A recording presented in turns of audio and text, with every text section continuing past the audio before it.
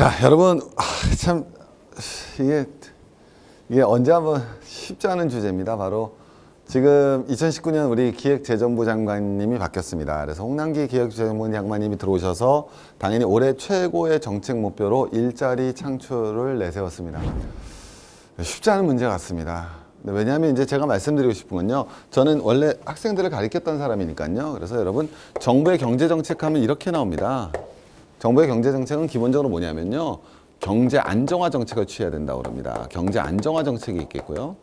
그 다음에 여러분, 정부가 해야 되는 거는 독과점을 갖다 막아야 됩니다. 그래서 독과점을 갖다 방지하는 정책도 취해야 될 것이고요. 또 정부가 해야 될 정책이 뭐가 있겠습니까? 시장이 제대로 자원을 배분하지 못하면은 자원을 배분해주는 정책도 취해야 되고요. 그 다음에 여러분, 정부가 하는 정책 중에서 뭐가 있느냐 하면 소득도 다시 한번 나눠줘야 되는 정책이 있습니다. 즉 소득 재분배 정책 이렇게 나오는데, 제가 말씀드린 건요, 이게 사실은 정부의 경제 주정책이 돼야 되는 거거든요. 일자리 창출이 정부 정책이라는 거는 사실은 고등학교 교과서에는 없는 얘기입니다. 어떤 정부도 저런 걸 목표로 하기는 사실은 굉장히 드문 일입니다. 그만큼 이제 아무래도 한국 사회 현상이 뭐가 되느냐, 기본적으로 저성장 기조가 여러분 자리 잡았죠. 두 번째는 여러분 뭐냐면, 성장하더라도 일자리가 창출되지 않는 경제 구조에 들어섰습니다. 고용 없는 성장이라고 표현되는 거죠. 오케이? 자, 그러면서 여러분 뭐가 돼야 되겠습니까? 일자리 창출이 여러분 굉장히 강조되고 있어요. 자, 그런데 두 가지를 오늘 제가 꼭 말씀드리고 싶은 거예요. 하나, 실업률 안 높죠, 지금. 대한민국 경제 실업률 높지 않습니다. 자, 그런데 왜 일자리 창출이 여러분 목표가 되느냐? 이걸 우리가 이해를 하자고 하자는 거죠. 굉장히 재밌잖아요. 대한민국 실업률 안 높아요. 거의 완전 고용에 가깝습니다. 4%대예요. 완전 고용에 가까운 나라에서 도대체 왜 일자리 창출이 목표가 됐느냐라고 한번 가보자라는 거죠. 자, 우리 세대별로 한번 가보겠습니다. 우리 선생님 무슨 세대예요? 아, 청년. 크게 얘기하네요. 청년 세대죠. 자, 우리 선생님 일자리 원하십니까? 예? 지금 일자리 있어요, 없어요, 주변에? 네, 없다 그러지만 가만히 생각해 보시면 얼마나 많은데요. 자, 이 말 끝났죠. 가만히 생각해 보시면 얼마나 많은데요. 청년이 원하는 일자리는 어떤 일자리라는 거죠. 그렇죠. 여러분, 청년이 원하는 일자리는 아주 수준이 어떻게 보면 높은 일자리예요. 우리 청년이 잘못됐나요? 아니요. 70% 뭡니까? 우리나라는 전 지구상에 유일하게 대졸 진학률이 70%의 나라예요. 한때 76%까지 갔었던 나라예요. 우리나라 청년들은 대졸 진학률이 가장 높은 청년들이에요. 그래서 이 청년들이 바라는 일자리는 전 세계에서 가장 수준이 높을 수밖에 없어요. 그게 왜 나쁩니까? 대학 나온 사람이 대학 나온 사람 다운 일자리를 원하는데 그게 뭐가 문제가 됩니까? 당연히 맞는 말이에요. 자, 두 번째는 여러분, 우리 선생님은 지금, 그렇죠. 청년이라 그러면 어떡해요? 아니신 거 뻔하시면서 왜 그러십니까? 선생님 먹어는 중장년층이라고 그러는 거예요. 자, 선생님이 제일 많이 쓰는 비용, 그렇죠. 맞아요. 결혼하셨네. 자, 뭐가 돼야 되겠습니까? 교육비 아니에요. 교육비. 자, 우리 한번 가보세요. 교육비는요, 그렇죠. 두 분이 있잖아요. 둘, 작지 않잖아요. 둘을 중학교, 고등학교 이래야 하면 10년 있어야 돼요. 10년 뭐가 돼야 되겠습니까? 안정적이고 고수입적인 일자리가 있어야 돼요. 그 다음에 사실 여긴 안 계시지만 제가 곧 갈 노년 일자리. 저 나이 먹었어요. 내가 어떤 일자리 갖고 싶겠어요? 저는 안 갖고 싶어요. 그런데 필요하다면 어떤 일자리냐? 돈 많이 주는 일자리 없다는 거 알아요. 노인분들이 원하는 건 돈 많이 주는 일자리가 아닙니다. 뭐가 돼야 되겠습니까? 편한 일자리 아니죠.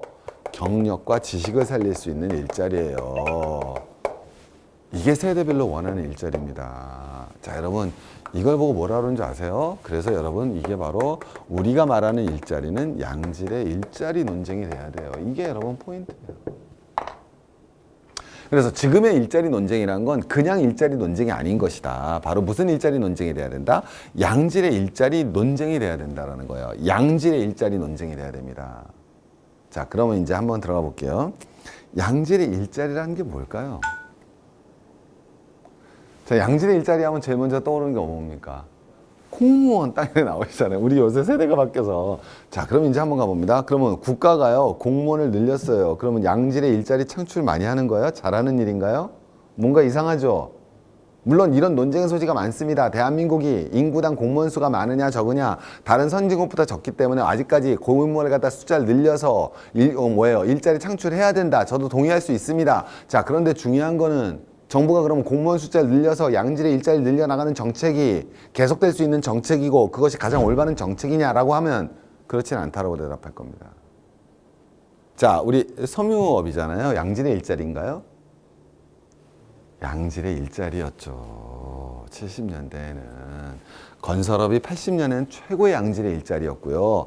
자동차 산업 지금 양질의 일자리고요. 컴퓨터 산업 지금 양질의 일자리예요. 양질의 일자리라는 건요. 산업 구조 조정 가운데 최첨단에 서 있는 부분에서 거기서 발생하는 일자리를 우리는 양질의 일자리라고 표현합니다. 그리고 그 공간에서 양질의 일자리가 나오게 돼 있어요. 자, 그럼 이제 한번 쫓아가 보도록 하겠습니다. 자, 우리 무형 산업 했죠? 우리 5대 산업 했었잖아요. 그죠? 거기가 바로 뭐였습니까? 양질의 일자리였어요. 자, 우리가 지금 양질의 일자리가 왜 문제가 되는지 한번 보여드릴게요. 이걸 이해하셔야 돼요. 이제 양질의 일자리 함부로 말씀하시면 안 되는 거예요. 양질의. 우리 지금 일자리 논쟁은 양질의 일자리 논쟁이고 양질의 일자리라는 건 뭐다? 예, 무조건 급여가 많고 안정된 직장, 그게 양질이지만 사회적으로 양질의 일자리를 창출한다는 거 핵심은 뭐가 돼야 된다? 예, 그렇죠. 첨단 산업, 새로운 산업을 갖다 많이 만들어내는 것이 바로 양질의 일자리를 창출하는 선입 최고의 자리라는 거예요. 그럼 우리가 뭐가 문제가 되느냐? 자, 첫 번째 한번 가보겠습니다. 왜? 우리가 있는데 이 청년들, 특히 청년들 중심으로 해서 한번 가볼게요. 양질의 일자리가 우리가 어떤 문제를 겪고 있느냐? 첫 번째 줄어들고 있죠. 자, 뭐가 돼야 되겠습니까? 우리가 알고 있다시피 제조업 공동화 문제가 발생하고 있어요. 여러분, 조선, 자동차, 양질의 일자리예요. 그런데 조선, 자동차, 철강, 석유화학 어때요? 일자리 창출 점점 쉬워지지 않죠.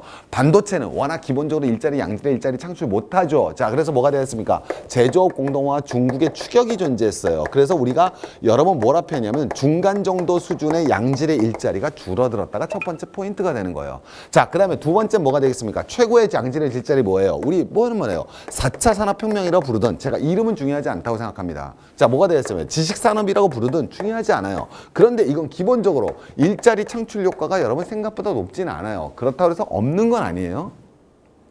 무슨 소리냐면요. 자, 2013년에 우리 뭐가 돼야 될까요? 연봉 1억 이상에 연봉 1억 이상 몇 명이냐면 47만이었어요. 그러다 여러분 뭐가 되냐? 2017년이 되잖아요. 뭐가 되느냐? 72만인가? 제 기억이 그래요. 여러분 4년 사이에 억대 연봉자가 30만, 40만이 나오는, 1년에 우리 억대 연봉자가 10만 명씩 나오는 나라예요. 어디서 나오냐고. 내 주변에 없는데 대표소로 판교죠. 판교 테크노밸리 가보셔야죠. 그리고 그 사람들이 수도권의 신규 아파트의 수요자들이 되는 거예요. 그래서 서도권 신규 아파트가 가격 떨어지기가 쉽지 않다라고 얘기하는 거고요. 나오고 있지 않은 건 아니에요. 그러나 충분하지 않은 거죠. 거기다 우리는 하나의 문제를 더 가지고 있어요. 어떤 문제 가지고 있습니까? 원래 양질의 일자리가, 물론 아까도 말씀드렸지만 산업구조 조정이 고도 산업에서 양질의 일자리가 나와요. 하지만 그거는 기본적으로 여러분 뭐예요? 제조업 2차 산업의 문제고, 또 하나 무슨 업이 있어요? 서비스업이 있는데 우리나라는 서비스업이 미성숙해서 서비스업에서 양질의 일자리를 창출 못 해주고 있는 게 큰 문제라는 거예요. 그래서 한국에서 양질의 일자리 창출은 이걸 천천히 가면서 이걸로 전환하고 이걸 육성할 때 양질의 일자리가 창출되는 거예요. 자, 첫 번째 양질의 일자리가 무슨 말인지 아시겠습니까? 그리고 양질의 일자리 창출이 어떻게 이루어지는지 아시겠습니까? 자, 그런데 여러분 뭐가 돼야 되겠습니까? 2019년 일자리 창출이거든요. 근데 여러분, 전 이게 지금 잘못됐다고 드리는 말씀이 하나도 아니에요. 제가 말씀드린 건 정부는요, 기본적으로 양질의 일자리는 창출할 수도 없고요, 해서도 안 되는 거예요. 그렇지 않습니까? 정부가 서비스업 진출해갖고 거기서 양질의 일자리 만들어야 됩니까? 정부가 제조업 공동화 피해서 정부가 조선소 유치해서 양질의 일자리 만들어야 됩니까? 정부가 4차 산업 직접 진출해야 되는 겁니까? 아니죠. 정부가 해야 될 건 두 가지가 되는 거예요. 하나는 정부의 지원 사업이라는 건, 정부의 일자리 창출은 기본적으로 복지예요. 사회적 약자에 대한 배려로 가는 거예요. 그 사회적 약자에 대한 배려, 사회 통합 차원에서 그 돈을 일자리를 통해서 지원할 것이냐 아니면 그냥 지원해 줄 것이냐 문제가 되는 거예요. 그거를 하는 거예요. 그리고 두 번째는 이 산업들이 잘 갈 수 있도록 지원을 해주는 역할이 불과한 거예요. 그게 바로 케인즈까지 나올 거도 마중물을 부어서 환경을 만들어주는 거예요. 뭐 그건 케인즈만 아니라 아담 스미스도 마찬가지겠죠. 그걸 어떻게 해나갈 거냐라는 거예요. 그걸 보여줘야 되는 거예요. 근데 지금은 자칫 잘못해보면 정부가 마치 양질의 일자리를 만드는 주체처럼 오해될 수 있는 소지가 존재한다는 거죠. 정부가 SOC 산업 다시 해서 거기서 양질의 일자리 나오겠습니까? 우리 4대강 사업에서 양질의 일자리 창출됐습니까? 네. 정부는 일자리를 만들어야 돼요. 근데 그 일자리는 사회적 약자들을 위한 일자리를 만들어야 되고요. 그리고 양자리의 일자리를 만들기 위한 사회 환경을 조성해주면 그건 정부의 역할이 끝나는 거예요.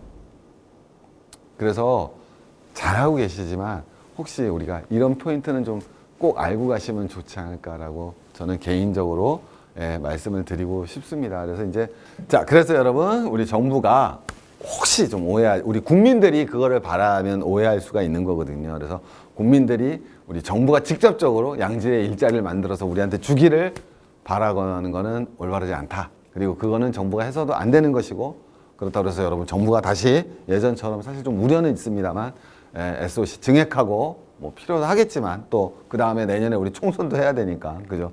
이해는 합니다만 어쨌든 정부가 만드는 일자리 창출은 복지다. 사회적 약자에 대한 우선적 배려로서 사회 통합을 위한 일자리 창출이 돼야 되고, 나머지 양질의 일자리 창출은 양질의 일자리를 창출할 수 있는 배경과 그라운드를 만들어주는 것이 정부 역할이라는 거 말씀드리면서 오늘의 생존경제 마무리하겠습니다. 2019년 최진기의 생존경제는 계속됩니다. 여러분, 어려워지는 경제, 그러나 알면 희망이 있습니다. 최진기와 함께 2019년 힘차게 헤쳐나가시기 바랍니다. 여러분 늘 감사합니다. 인문학의 대중화를 위해 앞장서온 이지캠퍼스가 종합교육기업 KG 에듀언과 하나가 됐습니다. 우리는 넓은 지식의 바다에서 여러분이 길을 잃지 않도록 지식 길잡이로서의 사명감으로 달려왔습니다. 우리는 여러분이 세상을 새로운 시각으로 볼 수 있도록 전문성을 갖춘 최고의 강사진과 함께 직업능력 개발 교육부터 자기개발 교육까지 생애 전반에 필요한 교육 콘텐츠를 제공하려 합니다.